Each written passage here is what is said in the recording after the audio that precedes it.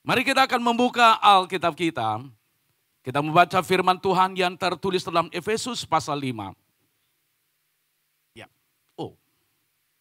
Efesus pasal 5. Sudah. Ini. Ayat 15 sampai dengan ayat ke-17. Karena itu, perhatikan dengan seksama bagaimana kamu hidup. Janganlah seperti orang bebal, tetapi seperti orang arif, dan pergunakanlah waktu yang ada karena hari-hari ini adalah jahat. Sebab itu, janganlah kamu bodoh, tetapi usahakanlah supaya kamu mengerti kehendak Tuhan. Saudaraku dikasih oleh Tuhan, Rasul Paulus menulis surat ini kepada jemaat yang berada di Efesus. Bukan dia berada di tempat yang enak, bukan dia berada lagi jalan-jalan, saudaraku dikasih oleh Tuhan, bahkan lagi healing, tidak. Tetapi dia berada di suatu tempat yang sangat mengerikan, yang ditakuti oleh siapapun, tanpa terkecuali, baik dia seorang saudaraku dikasih Allah pemulung, baik sebagai anak muda, baik sebagai pengusaha, bahkan juga para pejabat negara, mereka menakuti namanya penjara. Dan Rasul Paulus menulis surat itu, dia sedang berada di dalam penjara. Tetapi dia bisa memotivasi jemaat yang dia layani, yaitu orang-orang yang dia layani di Efesus. Dia mengingatkan jemaat yang berada di Efesus karena mereka mengalami hal-hal yang sangat mengedihkan. Karena mereka adalah orang-orang Kristen, tetapi mereka mengalami kemunduran di dalam Tuhan.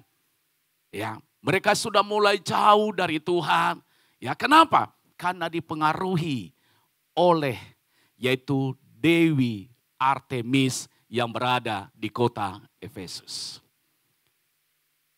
Saudaraku dikasih Tuhan, nasihat ini Rasul Paulus memberikan kepada yang berada di jemaat yang berada di Efesus, supaya mereka harus menyerahkan hidup mereka ke dalam tangan Tuhan.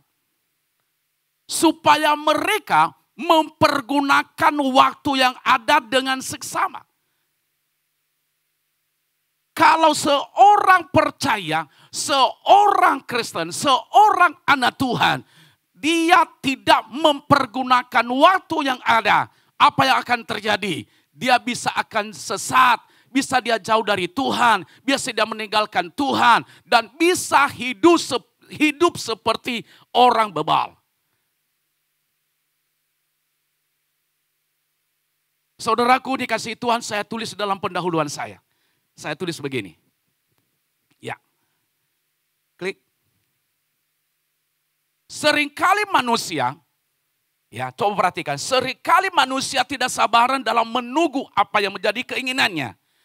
Padahal Tuhan sudah menentukan waktu yang terbaik bagi hidup kita. Katakan bersama dengan saya, Tuhan menentukan waktu yang terbaik bagi saya. Terkadang kita memaksakan kehendak kita. Terkadang kita memaksakan keinginan kita.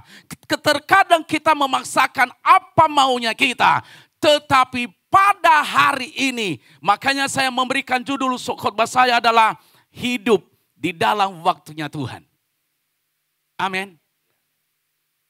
Kalau kita hidup di dalam waktunya Tuhan, saya sangat percaya kita akan menunggu apa yang terbaik bagi Tuhan. Kadang-kadang kita sudah berdoa 5 tahun belum dijawab oleh Tuhan. Benar gak? Ada yang sudah berdoa 5 tahun gak di sini? Belum? Hah? Ada? Belum? Ya Tuhan Yesus, kenapa sih? Ada yang sudah berdoa 10 tahun gak? Pernah. Belum dijawab oleh Tuhan. Tetapi di dalam waktu Tuhan, di situ sebenarnya kita mendapatkan jawaban. Di dalam waktu Tuhan sebenarnya, di situ kita mendapatkan kekuatan baru. Di dalam waktu Tuhan sebenarnya, di situ kita mendapatkan ketenangan. Di dalam waktu Tuhan sebenarnya, di situ kita akan melihat bahwa Allah sedang mengerjakan perkara-perkara yang dahsyat di dalam kehidupan kita sebagai anak Tuhan kalau kita hidup di dalam waktunya Tuhan. Dan saya melihat di dalam Alkitab, Orang-orang yang hidup di dalam waktunya Tuhan, mereka tidak pernah dipermalukan. Orang-orang yang hidup di dalam waktunya Tuhan selalu diangkat dari hari ke hari, dari tahun ke tahun, dari bulan ke bulan, selalu diangkat oleh Tuhan. Kenapa? Karena mereka hidup di dalam waktunya Tuhan. Dan saya percaya pada hari ini akan terjadi di dalam kehidupan setiap anak Tuhan yang hadir di dalam ibadah ini. Amin, berikan tepuk tangan yang meriah bagi Tuhan Yesus Kristus. Jangan pikir saya marah-marah, saudaraku dikasih Tuhan ya. Jangan pikir. Memang suara saya begitu. Biasa namanya kita di kampung. Kalau kita panggil orang dulu kalau di kampung kan enak kan. Ya, apalagi kalau orang Sumatera dia panggil namanya peliharaannya. Urje! Nggak ada yang tahu itu kan. Hanya orang-orang yang dipenuhi Roh Kudus yang ngerti artinya urje. Itu memanggil itu kudanil yang kecil. Ya, iyalah babi panggang lah. Nah saudara aku dikasih oleh Tuhan. Ya, itulah yang terjadi ketika kita hidup di dalam waktunya Tuhan. Nah, yang menjadi pertanyaan bagi kita, bagaimana caranya? Klik. Nah ini yang menjadi pertanyaan. Bagaimana caranya agar hidup di dalam waktunya Tuhan? Saudara aku dikasih Tuhan. Ada caranya. Kalau orang dunia sekarang ada triknya. Bagaimana cepat kaya. Ya kan? Kalau dia pengusaha kecil UMKM. Bagaimana triknya? Oh ini triknya. Taruhlah usahamu itu ya atau promo di TikTok kan lagi laris-larisnya sekarang kan. TikTok kan. Taruh di TikTok supaya usahamu itu bisa viral. Ya. Banyak cara-caranya supaya viral. Pura-puralah bahwa kamu dirampok itu kan. Itu kan sekarang kan begitu kan. Pura-puralah bahwa ini kepedasan sambal usahanya lah. Pura-pura begini. Banyak sekali saudara dikasih Tuhan. Nah itulah caranya kalau kita mau hidup dalam waktunya Tuhan. Yang pertama. Memperhatikan dengan sesama bagaimana kamu hidup. Saudaraku dikasih oleh Tuhan. Kata seksama ini adalah, ini bukan saya pintar. Tapi hanya saya mau belajar. Kata seksama ini saudaraku dikasihi Tuhan, diambil dari bahasa aslinya, yaitu akribos, bukan kribo ya. Akribos, bukan kribo. Kalau kribo itu kan seperti brokoli. Ya kan? Pernah lihat brokoli ya? Sering makan ya? Nah, itu bukan akribos. Akribos ini saudaraku dikasihi oleh Tuhan, yaitu akurat atau konsisten. Rasul Paulus mengingatkan jemaat yang berada di Efesus supaya mereka memperhatikan dengan seksama bagaimana mereka hidup. Supaya kamu hidup dalam kebenaran. Coba kita akan lihat ayatnya. Karena itu perhatikanlah dengan saksama bagaimana kamu hidup. Janganlah seperti orang bebal tapi seperti orang arif. Coba perhatikan. Saksama yaitu akribos, benar, akurat atau konsisten. Kenapa saudaraku? Rasul Paulus mengingatkan kalau hidup di dalam Tuhan supaya, apa kata firman Tuhan? Jangan seperti orang bebal. Supaya hidup kita bukan seperti orang bebal. Kalau saya lihat di dalam kitab Amsal, orang bebal ini adalah orang bodoh. Apa kata-katanya lagi?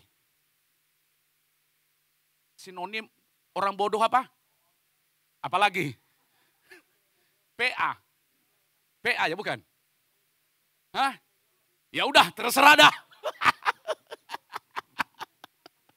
Terserah. Ada yang bilang, wih PA ya. Saya bilang, PA itu kan penelaah Alkitab kan? Ya kan? Nah itu dia, jadi kenapa Rasul Paulus perhatikan dengan seksama? Karena supaya kita jangan seperti orang bodoh. Orang bodoh dia melakukan segala maunya. Orang bodoh dia tidak peduli sesama. Orang bodoh kalau perlu bagaimana dia bisa kenyang sekenyangnya hari ini. Nggak mikir untuk hari esok. Seharusnya anak Tuhan harus memperhatikan dengan seksama kalau hidup di dalam Tuhan. Sehingga tidak berlaku seperti orang bodoh. Kita iring Tuhan, jangan kita berlaku seperti orang bodoh. Harus kita bijaksana. Harus kita, saudaraku, konsisten. Kalau sudah ikut Tuhan hari ini, ikut Tuhan hari ini. Kalau sudah membaca Alkitab hari ini, baca firman Tuhan. Kalau saudara sudah ikut dalam doa hari ini, tetap ikut Tuhan sampai selama-lamanya. Kalau anak muda hidup dalam kekudusan, terus menjaga kekudusan sampai Tuhan Yesus datang. Anak muda, kok bapak-bapak yang jawab? Maunya anak muda sebenarnya yang jawab. Orang gue ngomong sama anak muda kok masa. Ya tuh. Benar saudaraku dikasih Tuhan. Kalau hari ini saudaraku, kalau kita sudah belajar. Ya, ini saya belajar konsisten saudaraku dikasih Tuhan. 3 tahun 89 saya masih ingat. Kalau nggak salah pada waktu itu bulan April. Saya berhenti ngerokok saudaraku dikasih Tuhan. 35 tahun yang lalu saya berhenti ngerokok. Sampai detik ini. Kalau saya dekat orang yang ngerokok saudaraku dikasih Tuhan langsung gatal ini. Langsung gatal. Itu namanya konsisten. Saya memperhatikan dengan seksama. 35 tahun yang lalu. Saya belajar memberi persepuluhan saudaraku dikasih Tuhan. Walaupun banyak yang protes sekarang memberi persepuluhan itu. Enggak ada yang, mungkin saudara juga ya, yang protes juga ya. Enggak ya. Karena enggak ada ngomongnya makanya gitu. Tadi, bukannya begitu tadi ke saya. 35 tahun yang lalu. Sampai detik ini. Belum ya, nanti tanggal 1 kalau para pengerja gereja ya. Sama pastorat, tanggal 1 saya memberi persepuluhan. Itu namanya konsisten, saya memperhatikan dengan seksama. Kenapa? Karena saya hidup di dalam Tuhan. Hanya 3 orang yang jawab. Berarti itu dia melakukan. Itu dia saudara. 35 tahun yang lalu.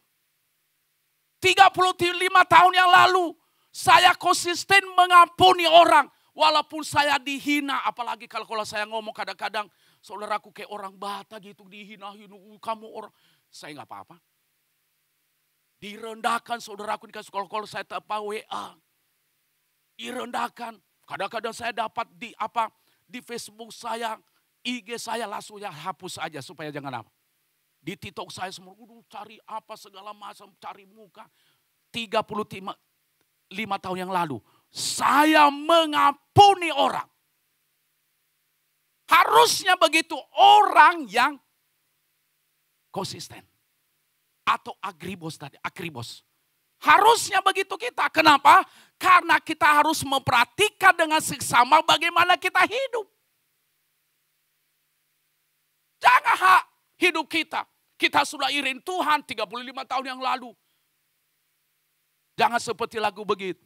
Engkau begitu, aku begini, sama saja. Setan ketahui, asik, hore, ikut gereja, datang ke gereja, melayani pekerjaan Tuhan. Setan tepuk tangan terus, saudaraku dikasih oleh Tuhan. Tetapi kalau kita memperhatikan dengan seksama bagaimana kita hidup. Saya sangat percaya. Kita akan beda hidup kita. 20 tahun yang lalu, 5 tahun yang lalu harus beda. Kenapa? Karena kita hidup secara akribos. Nanti kalau ditanya apa khotbah pendeta Eli? bilang akribos. Apa akribos? Artinya sekali Yesus, tetap Yesus. Hah? Nah, itu dia saudara dikasih oleh Tuhan. Jadi kita harus belajar.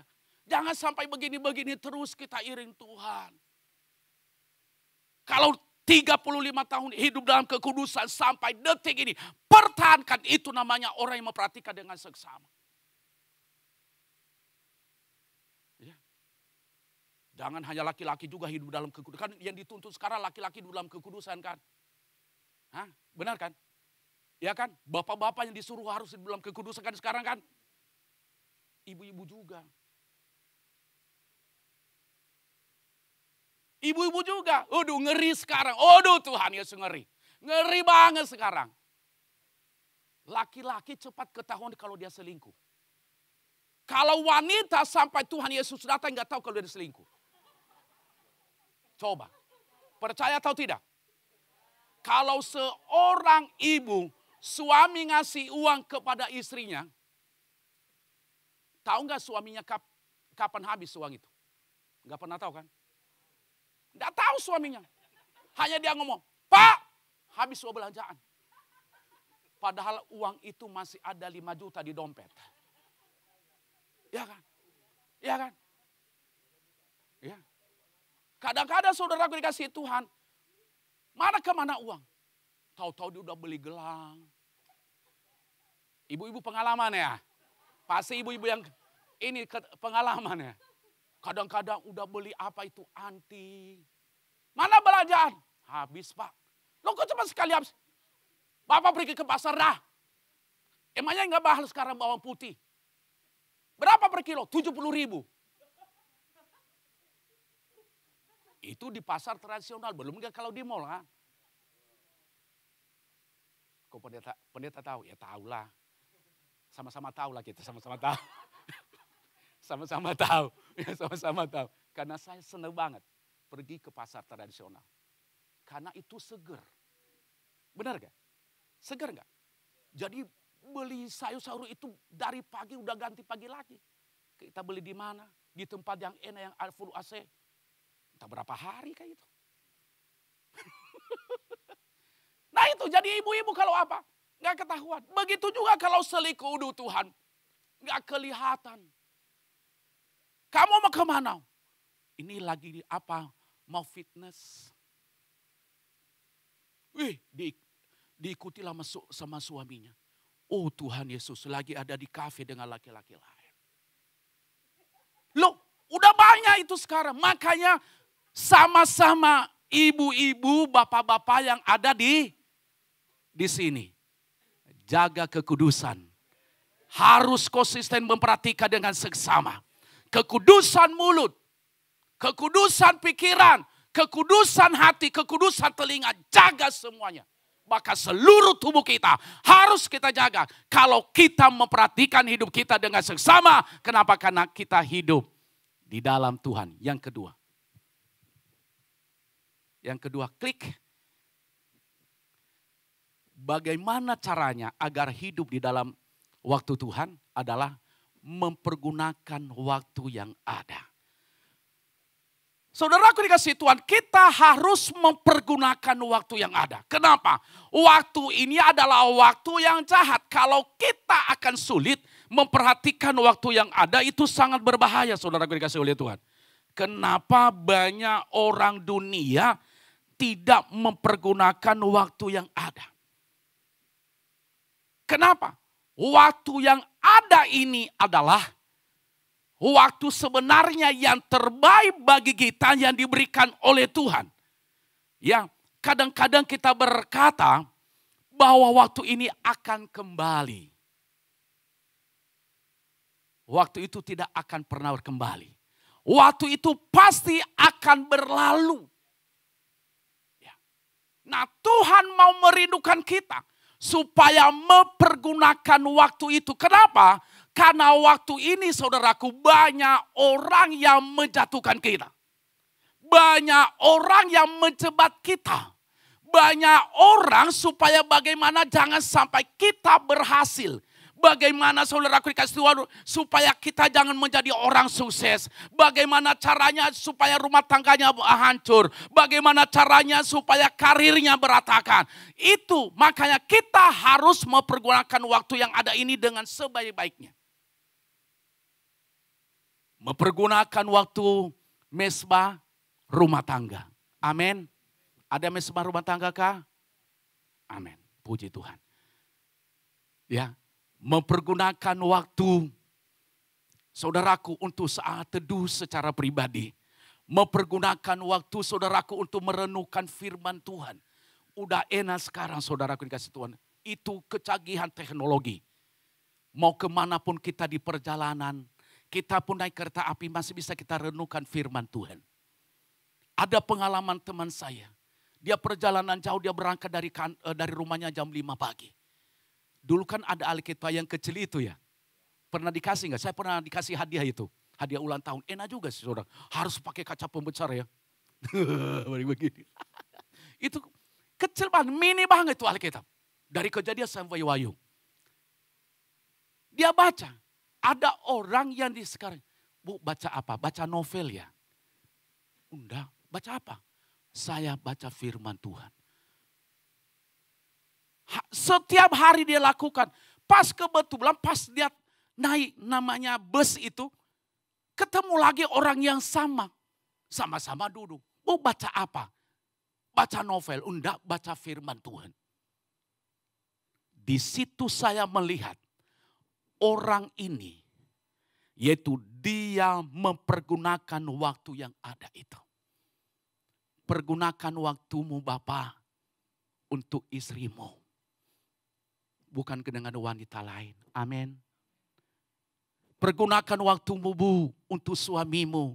Supaya jangan sampai diambil oleh wewe gombel. Ya. Ya kan? Ya, pergunakan waktumu. Makanya dengan saya memberikan contoh kemana saya pergi. Saya tetap bawa istri saya kemana-mana saya pergi. Kebetulan gak ada di sini, gak ada. Nggak ada. Nggak ada istri saya, puji Tuhan, nggak ada. Betul saya pergi kemana-mana pun. Kenapa? Saya mempergunakan waktu yang ada. Karena banyak godaan. Mungkin, apa ya cemburuannya istrinya ya? Enggak. Biar aja orang mau ngomong, Pak. Biar dia mau ngomong, bilang sama dia. Harus nyanyi begini.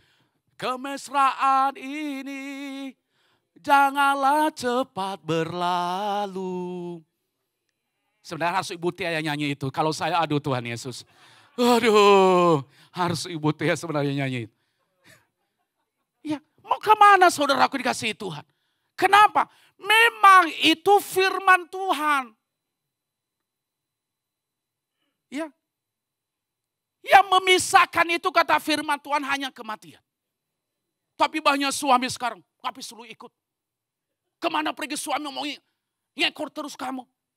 Emangnya suami selingkuh? Bilang aja selingkuh gitu aja.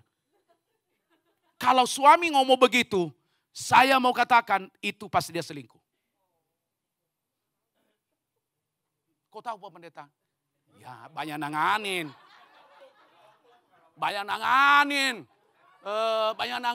Ya Pak Pendeta, ini suami gue sering ngomong, emang gue selingkuh? Ternyata Pak Pendeta saya gue suruh supir, ngikuti dia kemana. Dia bilang, kemana kamu? Saya ke kantor ada meeting. Ya Tuhan Yesus, ternyata dia bawa yang setengah tiang.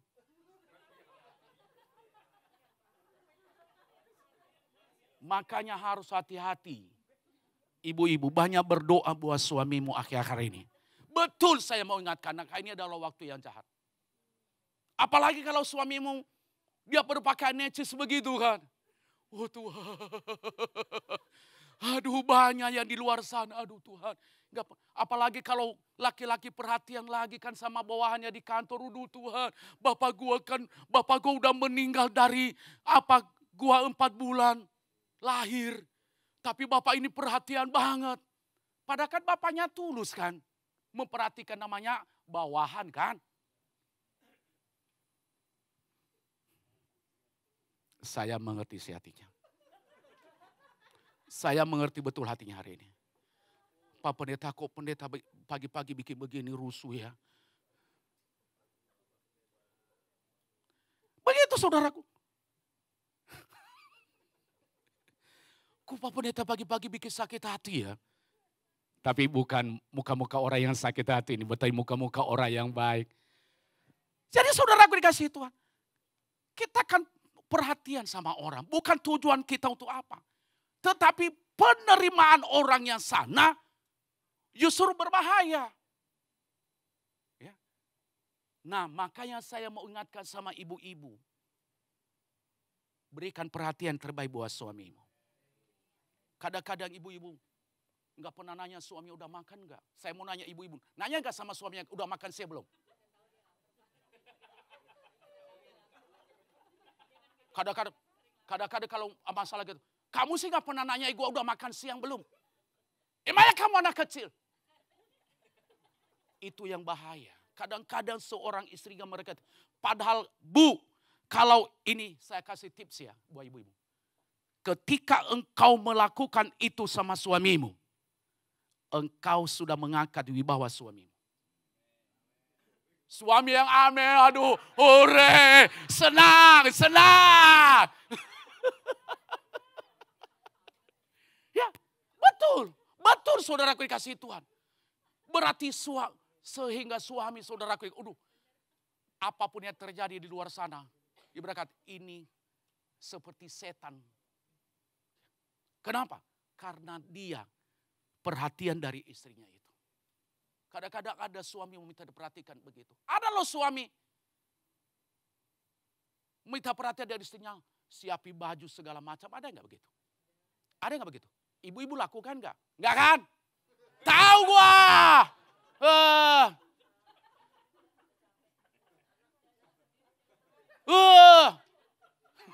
Benar, ada yang begitu. Dia kepengen. Betul. Hal yang sepele kadang-kadang kita nggak melakukannya. Udah tahu ngambil baju sendiri kok, udah tahu. Udah tahu suami banyak buta warna laki-laki. Hal-hal yang sepele saudaraku dikasih Tuhan. Tapi saya sangat percaya pada hari ini. Kalau ibu-ibu mengerjakan ini, saya percaya rumah tanggamu akan diberkati Tuhan. Kenapa? Karena menjaga hari-hari ini. Amin. Begitu juga sebaliknya harus kita bisa timbal balik. Orang tua juga dengan anak. Enggak salah loh. Mungkin kita berkata, kapan mandiri anaknya kalau kita tanya, udah makan gak belum? Kamu posisinya di mana? Sampai hari ini, anak saya nomor 1 26 tahun. Saya banyak kesaksian sedikit. Saya terus monitor di mana berada. Saya bilang sama mereka, kalau kamu sudah nikah, enggak apa. Tapi selama kamu belum nikah, saya harus tanya kamu berada di mana. Ini anak laki-laki loh. Anak laki-laki duduk. Tapi banyak ibu-ibu, anaknya perempuan gak pernah tahu. Kamu dari mana? Gak pernah nanya ibu. Gak pernah ibu-ibu. Bapak-bapak gak pernah nanya sama anaknya. Biarin aja begitu. Mungkin gak tahu tujuan anaknya kemana kan. Saya tanya, ada anak saya 2. Salah satu tenaga AWK. Saya tanya kamu pergi dengan siapa? Coba laki-laki loh. Kenapa? Harus kita tahu anak kita mau kemana. Tapi banyak orang tua nggak mau perhatikan begitu. Kenapa? Karena dia biarin aja. Sebenarnya harus kita menjaga hari-hari ini. Saudaraku, karena hari-hari ini adalah jahat. Yang ketiga. Saya ketawa aja dah. Bagaimana caranya agar hidup di dalam waktu Tuhan? Yang ketiga lah. Berusahalah untuk mengerti kehendak Tuhan. Saudaraku dikasih Tuhan, kita harus banyak mengerti kehendak Tuhan. Kehendak Tuhan di dalam kehidupan kita adalah, yaitu hidup seturut dengan maunya Tuhan. Kehendak Tuhan di dalam kehidupan kita adalah, yaitu Dia akan selalu memberikan yang terbaik bagi kita. Kehendak Tuhan dalam kehidupan kita adalah Dia merindukan kita supaya kita berhasil. Kehendak Tuhan dalam kehidupan kita adalah supaya kita tetap menjadi kepala dan bukan ekor. Kehendak Tuhan dalam kehidupan kita adalah supaya kita menjadi berkat bagi banyak orang. Kehendak Tuhan di dalam kehidupan kita adalah supaya kita juga menyaksikan kebaikan Tuhan kepada orang lain. Kehendak Tuhan juga di dalam kehidupan kita adalah supaya hidup kita menjadi garam dan terang dunia. Supaya hidup kita berdampak. Supaya hidup kita memberi rasa dimanapun Tuhan tempatkan kita. Mau ditempatkan kepada orang-orang penjahat. Mau ditempatkan kepada orang-orang yang tidak mengenal Tuhan. Tetapi kita sebagai anak Tuhan memberi rasa di sana. Amin. Amin. Kehendak Tuhan dalam hidup kita adalah Dia merindukan kita supaya kata-kata berkat yang keluar dari mulut kita setiap saat. Amin. Harus kata-kata berkat.